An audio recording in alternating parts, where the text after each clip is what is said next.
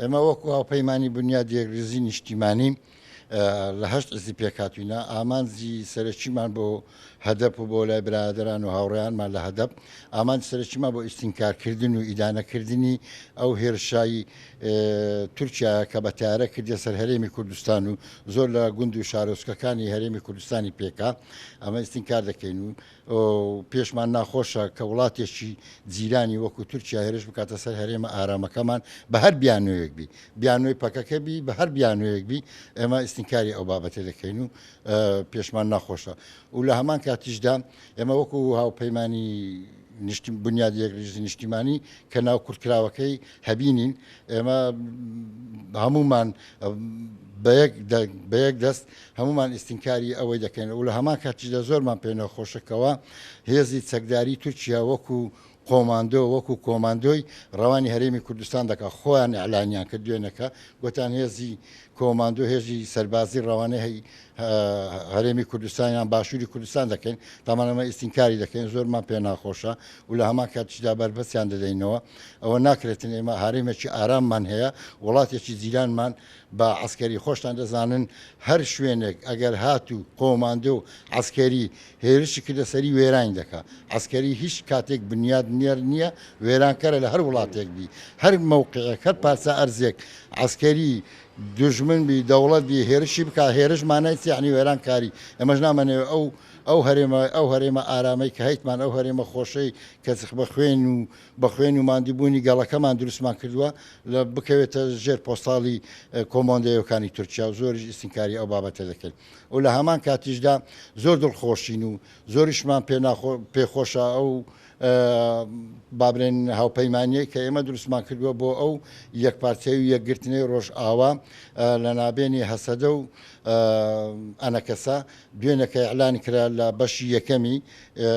زۆرمان پێخۆش بوو پشتگیریان دەکەین و هاوکار و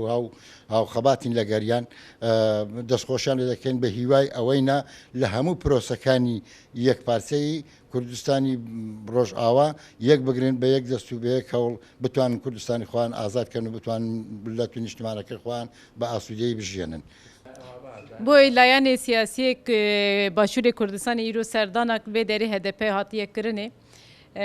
taybet ji bo van êrişek ser Kurda têkirinê li ê Bakur ê li vê derê başûr têkirinê serdan ser vê armacê hatiye kirinê ji bo me zor qîmet e ji bo hemû dema bêtir vê demê yekbûna Kurda piştkirina Kurda bêtir pêwîst e taybet êrişek niha li ser başûr gefek tên xarin yan jî mîna bejayî hêzek anîne eva ji bo xaka başûrê Kurdistan xeterîkî zor dide diyarkirinê mesele tenê mîna PKK diyarkirin mîna PKK niha îro Libyayê nînekî Tirkiye berê xudayê Türkiye dixwaze hemû milava stratejiya xwe ser Kurda û li rojhilata navîn de berfireh bike. Em vê armancê baş dizanin ji bo wî jî ser vê ew ê gerek tu Kurdek jî neyxapandin li êrişê Tirka hemberek êrişê Tirka û vaqasî hêzek askerî aniye vê derê bangaziya me yekemîn ji bo başûr gere hemberê viya hem hizbek dayanê siyasî hem milek em ê ji mîna rêveberiya li vê derê başûr bêdeng nemînin dengê xwe derxin. îro li Rojava em bêjin navbera NKS hizbek wê derê Kurdek heta asta yekemîn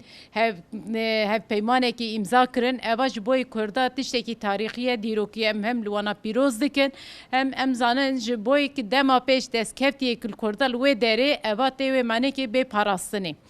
û ji bo vê derê jî em vê ew dikin gere em van tişta mînak derxin bêtir bikarbin piştgiriya hevdû bikin îro em tu rengî bêdeng nesekine îro erken bêdeng bisekinin tu rengî em nikarin destkeftiyê Kurda ne li başûr necîkî dinê em biparîsin.